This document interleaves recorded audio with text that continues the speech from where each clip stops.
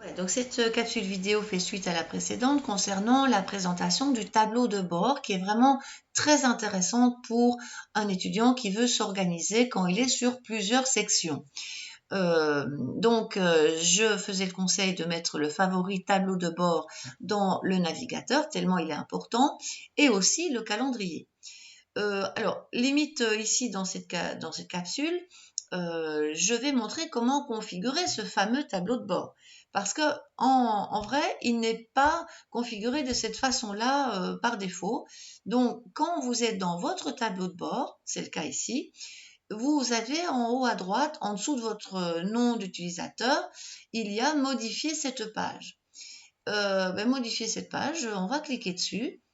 Voilà. Donc c'est en fait comment on va pouvoir finalement bouger tous les blocs et pourquoi pas en ajouter d'autres. Donc le calendrier, en fait, par défaut, il était normalement en petit à droite, donc ça se clique et glisse, hein, il est là, mais il est peut-être très caché par les événements. Et probablement que ici, de mémoire, vous aviez en fait les cartes qui étaient affichées. Ça, c'est la vue d'ensemble des cours. Et si ça se trouve, c'est à peu près à quoi vous vous êtes confronté. Donc, en fait, au niveau des blocs, on les bouge comme on veut. Donc là, je rappelle, c'est l'occasion de remettre le calendrier là où il a intérêt d'être. Voilà. Je remets le bloc là où je voulais. La vue d'ensemble des cours, de mémoire, je ne sais plus très bien s'il était là ou c'était les derniers cours.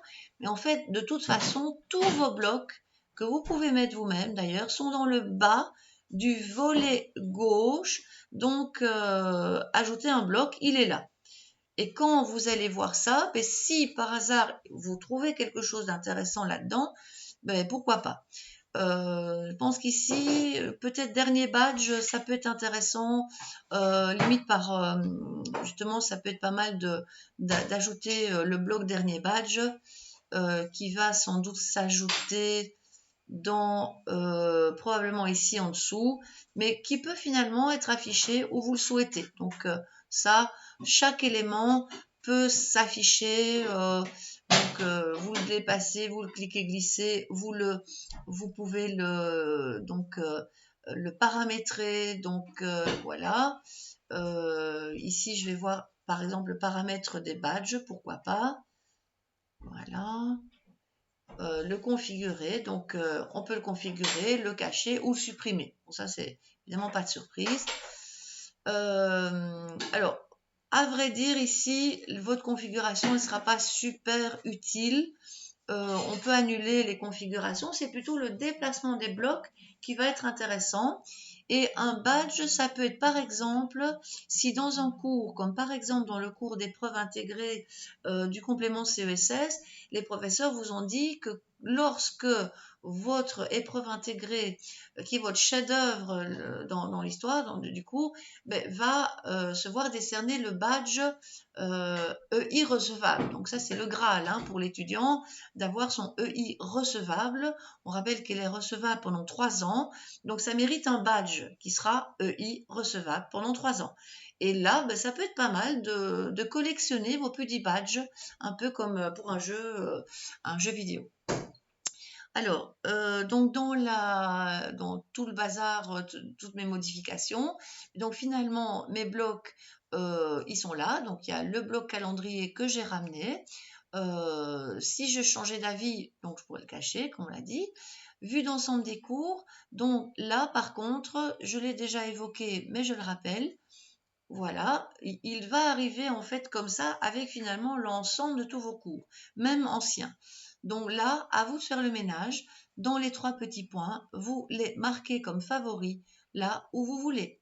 Donc là, le travail a déjà été fait pour les cours actifs de l'étudiante et par exemple, tous les autres sont des cours terminés et réussis. Donc ici, on va bien remettre favoris. Comme ça, on réaffiche bien les choses et on réaffiche ça avec la liste qui semble être le meilleur affichage puisqu'il a le nom du cours et la dénomination complète, parfois assez longue. Et donc, pour finir, le tableau de bord, le conseil qu'on donne, si je quitte le mode édition, c'est finalement tout simplement le calendrier sur le dessus, la vue d'ensemble des cours en dessous, donc dans le volet central, et dans le volet de droite, les événements à venir qui sont par défaut au nombre de 10.